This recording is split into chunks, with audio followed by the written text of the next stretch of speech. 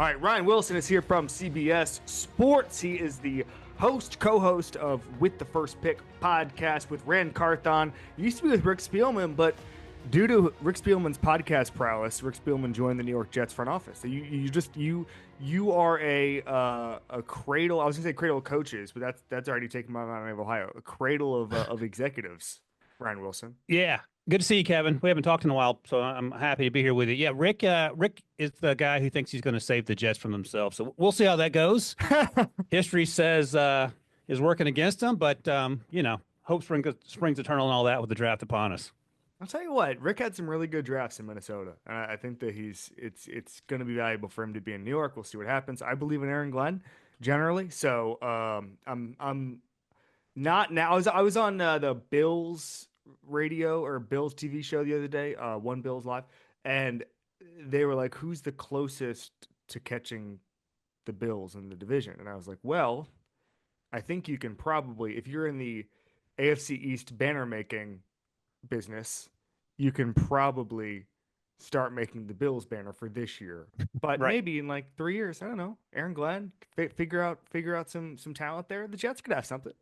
Yeah. We'll see what happens with Justin Fields, right? That's a 2-year deal, so we'll see what they feel about that. They could take an offensive lineman at 7. I feel like it's going to be Mike Vrabel, New England Patriots heyday stuff if they get it right. Because if they get a tackle and let's say they take a guard at the top of the second, and then Drake May has a little more time to do things, I feel like Not this year. I don't know, man. I think that defense is going to be really good.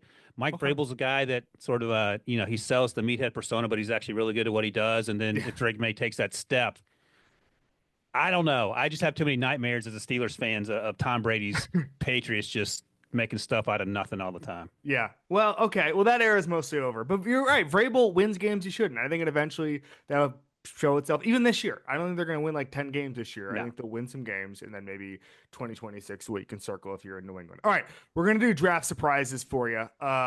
You just did a 3-round mock. Why so lazy? Why not 7? I did 7 a couple years early on when I became the draft person, and it just takes too much out of you. But here's the fun thing. You mentioned the podcast. My producer thought it was an awesome idea to do a 7-round live mock draft on the podcast. So that'll happen on Thursday, April 17th at 3 p.m. Eastern. So if you literally have nothing to do, How long does that take? they've set aside 4 hours. That feels 4 hours? ambitious. I feel like that's underselling the possibility of me Are being you there. drafting with somebody else? Thankfully, there'll be, I think, 9 other folks that are going to rotate through. Rand Carthon will be there. Our buddy Pete Prisco, Lee J. Doosable, Brian McFadden, Mike Renner, who you've had on the show before. Great. He'll come through there as well. But none of them. Only one person will be there for 4 hours, and you're looking at him. So, Wow. Well, I'm excited for you, buddy. all right. Well, pray for me. How 4 about hours. that? Yeah. All right, so we're gonna do biggest surprises in the draft or potential surprises in the draft, and then we're gonna get into some quarterbacks and all that stuff. Let's give you the floor. Give me Ryan Wilson's draft surprise number 1. Yep. I haven't talked to you about any of these, Kev. So first up, I'm gonna be dumbfounded on all 3 of them. You're gonna see natural gobsmack on my face. That's right. This is all natural, and hopefully it's a little more exciting than perhaps it reads on the paper here. Number 1, Mason Graham, who in every single mock draft, I feel like in the last 3 months has gone 5th to the Jaguars. There's a chance he slipped outside the top 10. And I don't know if that sounds, if that's a bold statement or not, but it feels like we've automatically penciled him in at 5 to the Jaguars. Obviously, he had a fantastic career at Michigan. And I sort of hate going down this road at this point in the draft process, but these are things that we'll have to talk about. He has short arms, quotation marks. So NFL teams, when they do their analytics and they look at historically how these players work, if player has this shortcoming physically, typically that doesn't work out at the next level. That's not to say Mason Graham won't, but it might just push him down a little bit because when he gets off the bus, does not look like Calais Campbell, for example. Right. And I think there's an opportunity for him to slip a little bit. He's not Quinnen Williams coming out. Quinnen Williams was special. I remember talking to a scout at the time saying, what's wrong with Quinnen in terms of some downsides? He goes, sometimes there doesn't have to be anything wrong with the player. And that was Quinnen Williams. I don't think Mason Graham is quite there yet. When you watch him play, obviously he's typically dominant, but there are times when he's on the ground, and you don't want your defensive lineman to be on the ground. So I think there's an opportunity, Kevin, for him to slip just outside the top 10. And 5 years from now, we could be all regretting him slipping at all. But I think that's a possibility given the measurables conversation that some teams are having.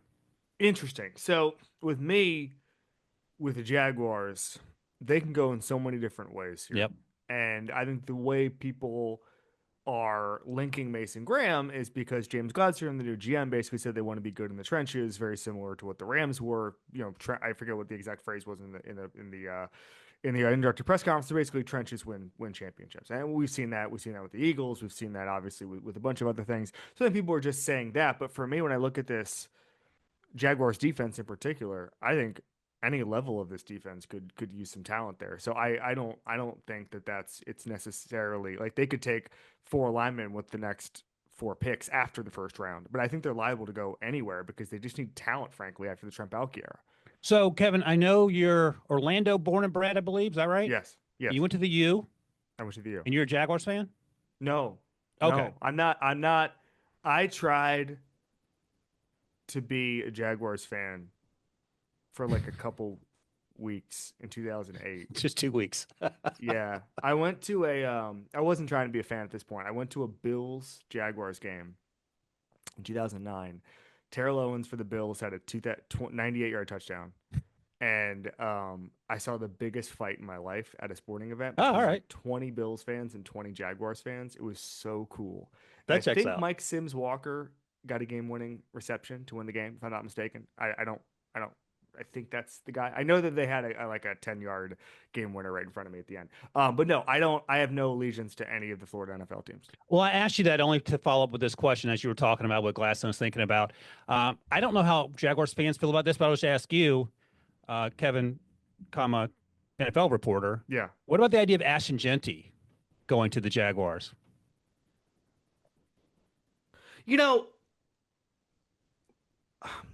We had Trevor Sikkema on the other day, and he was talking about Ashton Jeanty to the Bears, and he was comparing it to Saquon Barkley with the Eagles. Yeah, where Saquon Barkley works with the Eagles, he really does, and he may not have worked with the 2024 New York Giants. We may have said why did they pay so much to Saquon Barkley? It's a terrible offensive line. It's a bad quarterback. It's not the same.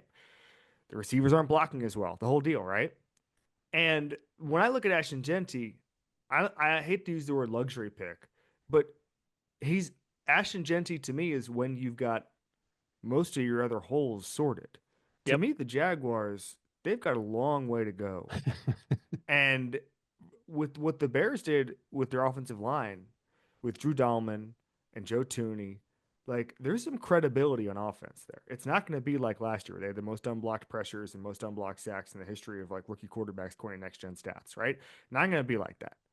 So I just think you're too early in your build for an Ashton Jeanty. And for Ashton Jeanty to matter in any meaningful way, you're going to need to shore up some of those offense and defense. I need more talent there before I'm taking Ashton Jeanty on both sides of the ball. I think that's a great way to think about it. You're right. It is, in fact, a luxury pick, even though Ashton Jeanty has a chance to be special. But the Jaguars will never be confused with the 2024 Philadelphia Eagles, at least Correct. as we sit here. Nope, I like Correct. it. Maybe in 2 years. Yeah. Maybe in 2 years. But then you have your third-year Ashton Jeanty, and then he's got back-to-back 1,700-yard seasons for a 5-win team. Like, what have we done? From a team-building standpoint, I really do. I know everybody says best player available, and I love best player available. But within best player available, you do have to prioritize certain positions. And running back, to me, you don't take as best player available unless you have that luxury. And I just don't think the Jaguars have that. Maybe I'm crazy. You're not for that reason. Okay. So, yeah, by the way, Trevor Lawrence is good. Like that's one part of it. So like the window is open when you have a quarterback, but he's not that good. He's not Joe Burrow where he's going to put a franchise on his back and say, "Hey, we're going to have the best offense in football no matter what." That it's not that level. So they're a year away from being a year away, and I'd rather them build up the trenches or the defense in this spot.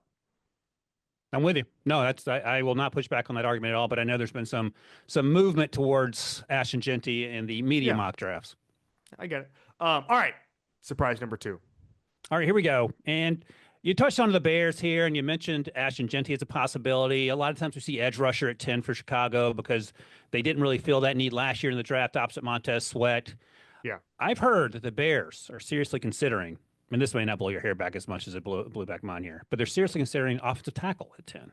And you might say they just drafted Darnell Wright a few years ago at right tackle. They have Braxton Jones at left tackle. But Braxton Jones had a serious injury late last season, and he's going into his final year of his rookie deal. And I know Ben Johnson likes running backs. We saw what he was able to do with them at in Detroit. Tight end has also been like a Tyler Warren type situation here. I don't get that so much, but if you are Ben Johnson and you want to protect Caleb Williams, who took an absolute beating last year, I don't hate the idea of taking an offensive tackle here, and that could be a possibility at 10. I don't know if that would shock Bears fans.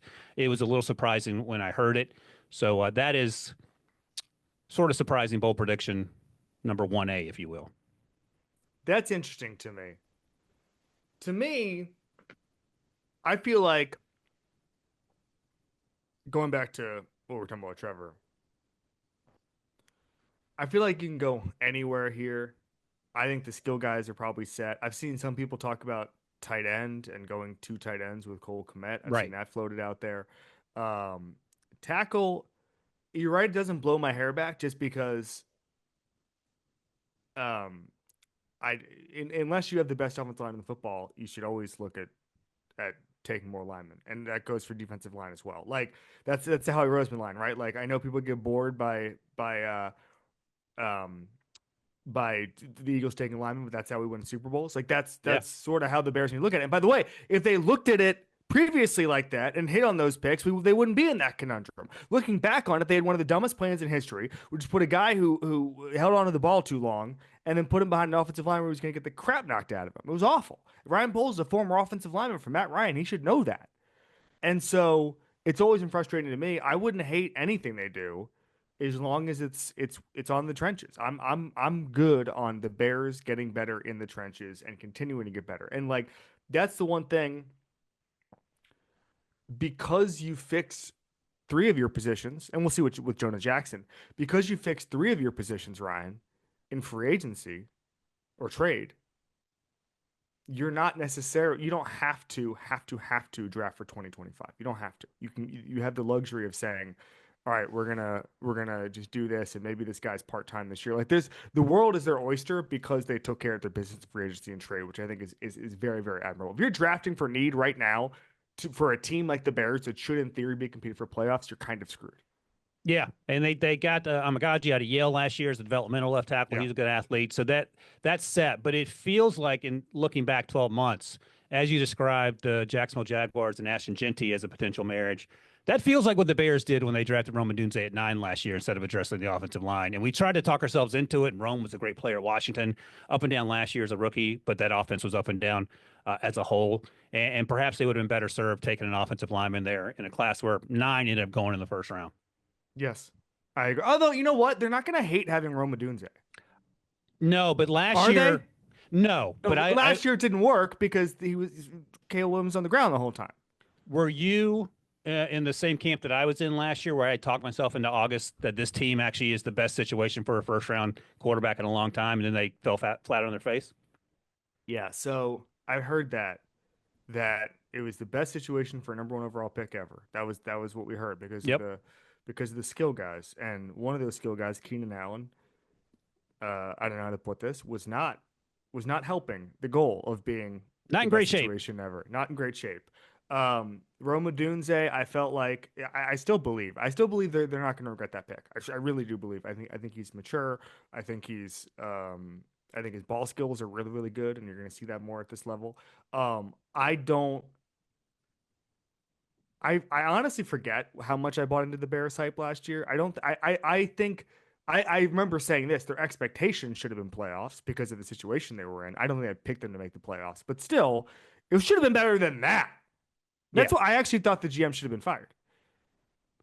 Well, they got the coach part right. They got the coach part right, but it's like I just maybe it's maybe he's got less duties now or less power, or this has happened before where the GM stays, but then he's basically the personnel guy for the coach. He's like head of pro personnel for the coach, Right. who is the GM. So maybe it's that. But I just looking back on that roster last year was so frustrating to me that I just would have cleaned house. Yeah, and I will raise my hand. I was all in on this team being a playoff team, and I even remember the Bills preseason game where Caleb looked miraculous, and me being convinced that this team was going to win 10 games. So I own that, Oh, and yeah. The only thing I'll say is that the thing I worried so much about was Ben Johnson's offense behind a bad offensive line, and we don't have to worry about that now. no, that's right. So that's the most important thing. It's like you can do so many things in Detroit because of their offensive line, and I was like, oh, how's this going to work with Caleb Williams and that offensive line? And now the way they went out and got Dahlman, got Tooney, like I feel so much better about this team now. I'm with you. And okay, let's see if this one gets you going a little more than the obvious to Kevin Clark, offensive tackle position at 10 for the Bears. All right, here we go. Next up, Jahdae Barron, defensive back for the for University of Texas. He could be a top 8 pick. All right, where's he being mocked right now? In most places. I think it depends. 15 to 22, I would say. Maybe 12. Like 12. If he went to Dallas at 12, I could totally get that. 12 to 22, I think he could go inside the top 10. I don't want to say comfortably inside the top 10 because there's only 10 picks there. But I think like 8 is where the Panthers are. 7 is where the Jets are. If he went to the Jets, that would be a surprise media-wise because of other needs, offensive tackle in particular. But I could see Aaron Glenn falling in love with someone like a Jahdae Barron. That's fascinating to me. How Aaron Glenn views it. Does he view it like Brad Holmes, or does he view it like a former defensive back? And let me tell you my comp for Jahdae Barron, please, as I interrupt you, Brian Branch, but faster. Interesting. So that's the Aaron Glenn thing. Yeah, but faster. I like that. I'll tell you what, Brian Branch, but faster would go in the top 10 because that's the other thing. Right. And Brian Branch plays fast, but he ran a 4.58 at the combine, and I have to remind myself of this all the time. We overthought that. We overthought Kyle Hamilton. We overthought Braden Fisk's short arms. Those are all first-round picks. If you don't overthink it, and he ran a 4.39, Jahdae Barron did, maybe you take him 7 or you take him 8, and then you just put him out there and let him hopefully do Brian Branch things. I want to talk briefly on 2 of those things. The Jets in particular. What do we think their plan is, draft-wise and just build-wise? Do you think we're trying to be competitive this year? Like I'm truly I have no idea what the hell. To me, the heartbreak of the Jets was that the Aaron Rodgers thing should have worked, right? And they had such a great defense 2 years ago. Aaron Rodgers gets hurt. If Aaron Rodgers was the 13th best quarterback in the NFL 2 years ago, they win a bunch of games, right? So then they start to dissipate. Last year wasn't as good. Sauce Gardner starts to regress. What I'm intrigued by is, how do you think the Jets see themselves? Do you like they signed Justin Fields? Is that, I don't even know what that signals. I truly don't. It's a bridge quarterback. No, that's right. The contract indicates as much, right? 2 years. Yeah. I think $10 million a year, whatever it was. So, right, who are you now? And the other thing, and sort of spoiler alert for the next one here, but I was talking to a team a couple days ago that was trying to convince me that the Jets are really hot on Shedeur Sanders. And I talked to a couple other teams that said that does not sound very true to us.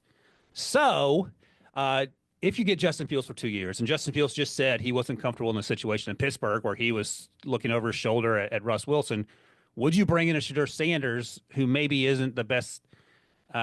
He's not going to be great behind a porous offensive line, and that's one of the big issues in New York. So I don't know how much truth there is to that. We'll find out in 7 days. But to your larger question, I have no idea who this team is supposed to be other than, if they play like their head coach and Aaron Glenn, that's a good start, but you don't have the players in New York that you had in Detroit. You can say that. You can say that again. All right, so the Panthers, same question. You mentioned the Panthers at 8. Yeah. It's a tough spot to be in this draft. It's a tough spot.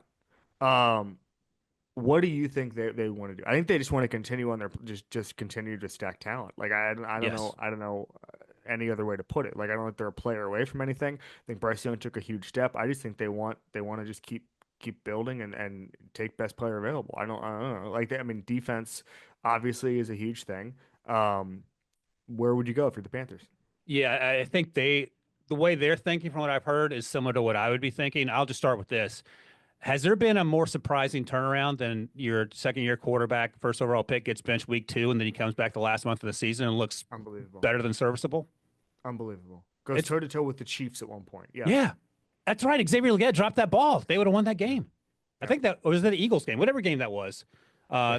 in the end zone. That was a close call there. So to answer your question, the other issue coming in early last season, last a year this time was, is Ike Ekwonu going to have to be replaced? He's actually played relatively well. So I've heard that the Panthers love Jalen Walker out of Georgia, who plays a little off ball, plays a little edge. And I love him too as a top 10 pick. And he's 6'1", 243. So is he consistently going to be able to play off the edge? Maybe not. But a comp I keep coming back to, and he feels like the version 8.0 of this player I'm about to mention, who's a great football player, Frankie Louvu, who they lost to Washington. And that chess piece you can do whatever you want with.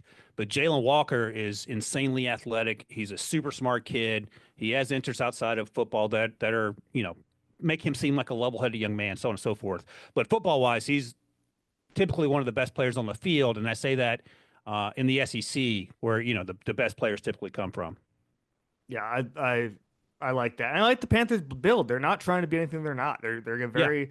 I think that Mina Kimes said this a couple of years ago, and I agree with it. It's a self-aware rebuild. They're not trying to skip steps. They're just saying, we are what we are. We've made some mistakes. Let's just take this 1 year at a time, and eventually you'll see it in September, and they pop. And I don't think it's this September, but I think they're getting closer to a September where they have a team that's ready to rock and compete for that division and compete in the NFC. All right, sleeper quarterbacks. You did tell me about this. Yeah. I want to start here. This is not a sleeper, obviously, but what have you made of the Shedeur rumors just over the past couple of days? Frankly, it's Thursday late morning that we're recording this. Shedeur's been linked with basically everybody at this point. You just linked him with the Jets. Where is this going to come down? It's wild, because I was out in Boulder 2 weeks ago Friday for the pro day, and the thinking from the Colorado people were that Cam Ward's going number 1, no surprise there. The Browns were in full force from the owner on down at Colorado, but the thinking was that they were looking at Travis, and they're between Travis and Abdul Carter, and then the Giants would take who's ever left, Travis or Abdul Carter. But now that they had Shedeur in, the Giants did, it's like, how many times do you need to see and or talk to Shedeur to understand who he is and what he's going to be? Right. That's curious. And I don't know if that fit works, because of all the teams that need quarterbacks, the Giants feel like they're best positioned to wait it out a year with Russ and Jameis. Yeah. So I don't know what to make of this. I don't know if you're trying to scare teams behind you, like the Saints at 9, but I've heard the Saints like Shedeur, but if someone else is there, higher on their board at 9, they may go offensive line, for example. And then, of course, if he falls to 21, the Steelers, I've heard, are going to take him, and that seems to make sense. The only other thing I wonder about is if at 2, let's say the Browns go Travis and they trade back up from 33 and maybe try to sneak their way into Shedeur. Or if the Giants do that. Yeah. Or the Giants, for example. And that could be another reason why you're meeting with them. But at this point, you've talked to these guys so much. I don't know what the last meeting, it's like having a meeting right before your wedding to decide if you want to make sure you want to get married. And that seems a little peculiar to me. I would recommend against any husbands having that meeting, by the way, any fiancés. Don't do that. Don't do that. Don't do a final workout. All right. Let's go to sleeper quarterbacks and some of the guys that you think maybe are better than, what would you say? Better than the experts think? I don't know how to phrase that. It's weird because these names aren't even necessarily sleepers. They come from big time programs. No. And a year ago, you might have said, why are we even mentioning these guys? But 2024 was a wild ride for them in different reasons. I'll start with my guy, Kyle McCord. I live in Syracuse, and so I'm partial to the journey he was on in 2024. Left Ohio State in part because he couldn't handle the pressure. I mean, let's be honest. Like, Ryan Day put a lot of pressure on him, and he became check down Charlie in that 2023 offense. And he put up better numbers than Will Howard at Kansas State, but none of that mattered. He moved on to Syracuse. Coach Fran Brown said, just sling it, and that's exactly what he did. Set the ACC passing record. And they spread that ball out, and they had a lot of good receivers. That offense was phenomenal last year. Absolutely. Arante Gadsden, Trevor Pena, Jackson Meeks, who transferred from Georgia, came in. All those guys put up huge numbers. Quinn Allen, the running back, who's also in this draft class. And I talked to him at the Shrine Bowl and again at the Combine, Kyle, and he throws with better anticipation than anyone in this draft class, and that's translatable to the next level immediately. His arm is good enough. He's probably a little better athlete than people gave him credit for. He's 6'3.5", so he's a little taller than I thought. And he checks the boxes of a guy who can come in and not be a number one right away, but Yeah. get a little Kirk Cousins-y feel about him Yeah. coming out. Another guy who's probably a better athlete than we gave him credit for, and I like him. Like I would take him on day 2. I've talked to scouts that sort of laugh at me and think he's more of a day 3 guy. But the other thing, Kevin, and you know this, nobody knows. Like we No. don't know where our batting average is below the Mendoza line when it comes to predicting which quarterback's going to be good or not. So he's a guy that I consider a sleeper because teams think of him as a day 3 guy, but I think he can sneak into day 2. The other guy, So, and this name is. oh no, I Oh just yeah, go want to ahead. do the McCord thing. So I saw him torch man coverage a million times. He was able to get the ball back shoulder. Like he really was accurate last year, Yeah, especially last 5 games. I think he didn't have an interception. So we had that nightmare game against Pittsburgh, and right. it's almost so. This is kind of how I feel about Jackson Dart, where if you watch the fourth quarter against Florida, I don't even know how this happened. Like he's trying to give the ball away the whole quarter. He's Right. trying to give the ball away the whole quarter, and eventually the Gators were like, "Okay, that's enough. We're going to end this game with an interception." But he's trying. He was just all over the place, and I think some of them were negated by penalties, some of them were negated by drops. But he's trying to give the ball away, and that to me moves you down so far on my board. And with Kyle McCord, you can watch him in November, especially late November in the bowl game, and he looks amazing. But if you have a 5 interception game against Pitt, who do not have NFL bodies everywhere, Right. that shows me that somewhere in you there's a fatal flaw. And I don't even know what it is, but it's like, Right. it's like the Moneyball line. If he's so good, if he's such a good hitter, why doesn't he hit good, right? Like if you do a 5 interception game against Pitt, you are the type of quarterback who throws 5 interceptions against Pitt, okay? And by the way, wasn't an accident. Like it wasn't. Watch those interceptions. It was. I think there were a couple tips. I mean, when you have 5, they're all going to be a little bit different. But some of them were just like, "Oops, why did I throw that?" So Yes. anyway, I don't Yeah. mean to harp on this because I agree with you that Kyle McCord is very, very, very good. But when you have a nightmare game like that, it means there's something about speed of the game, whatever, that you're not going to be able to be a starter in the NFL for the first 2 years. Again, it's not one game. It's just he's a draft and develop type of guy Yeah. that I think can do a handful of things really well. And this is important: come into a game in the third quarter if Jalen Hurts gets hurt and you know throw 2 touchdowns, 180 yards in spot relief. I really do think that.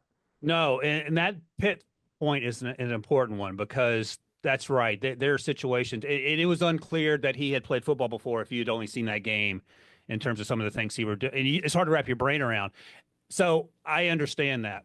But I'm sure you watched the game against Miami too, where I say all the time, if What game? What game? Did not happen. Did not you would have happen. thought Syracuse won the Super Bowl I was at that game for work purposes, quotation marks, and You were at that. I was at that game. oh, I didn't know that. Yeah, Yeah. So yeah, you were yeah. out there. You thought it was First going to match. be an easy roll to the It ACC. was. It was for 2 quarters, and they were 21-0. They were up I'll 21 say nothing. this though. You know what's funny about that game? I'm not gonna. Listeners of this pod have heard me talk about that game a million times. It's actually when I was looking at draft quarterbacks, I was looking at all their game logs, and McCord had 380 yards in that game. Yeah. You were there. I was there. That feels low. Like Right. when you were watching it, it felt like he was connecting on 60-yard touchdowns every time they went out for a route. Like it was either run the ball ineffectively or get a 60-yard chunk play. 380 yards seems low. It felt like one of those Baker Mayfield 550-yard games. That's a great way to put it. Let me ask you this, trying to be as unbiased as possible. And I say this to people when describing that game. And I love Cam Ward, by the way. But if you didn't know anything about football and you just arrived in the United States and Careful. you went to that game, Careful. would you be able to tell who the #1 overall pick was? Oh, I think so. I think so. I think that Cam's command of the offense and his decision making is another level. I think with Kyle McCord in that particular game, I think it was just a bunch of man coverage and the DC had no idea where he was and the cornerbacks couldn't do anything. Like you'd be able to probably say like so there's a when I was in high school, my dad is a Gator and took me to one of those like Billy Donovan alumni events, Oh, okay. right?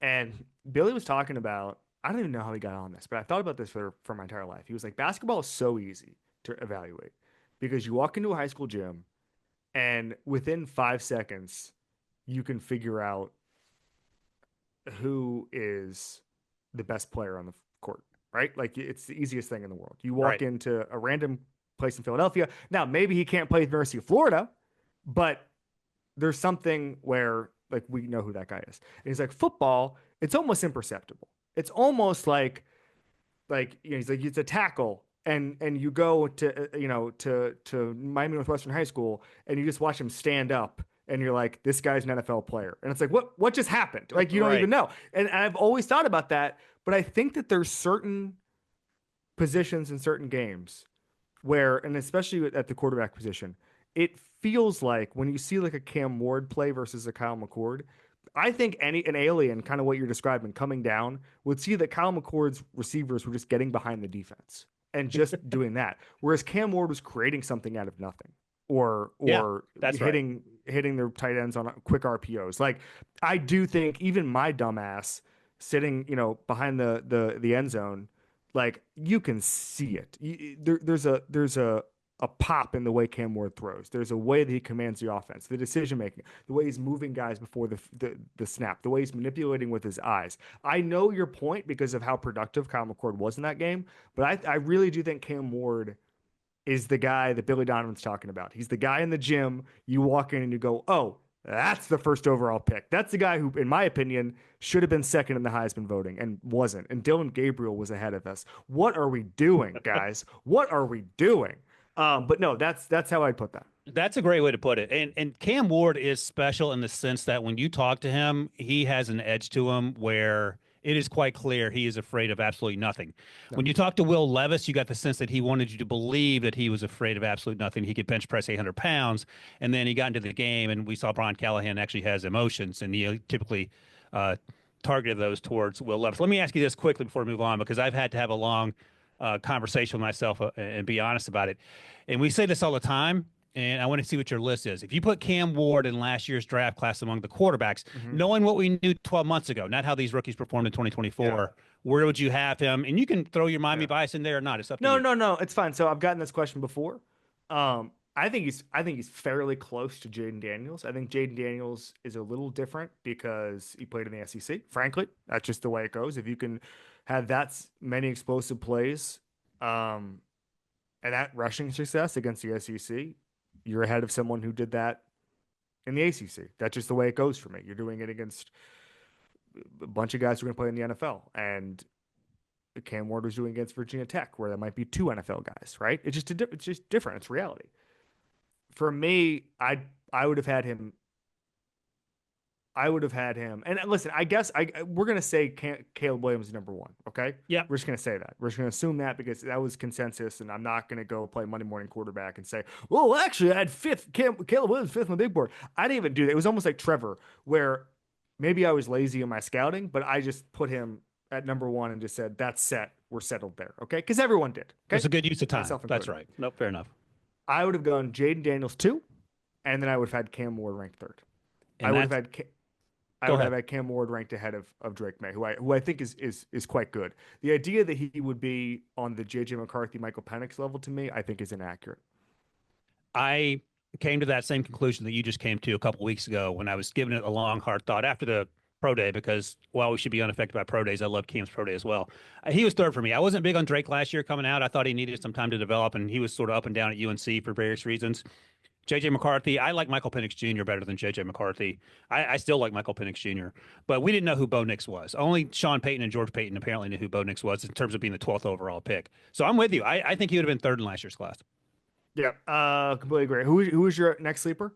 And this is it sounds idiotic when you say it out loud, but given the way he played and struggled at times last year, Quinn Ewers.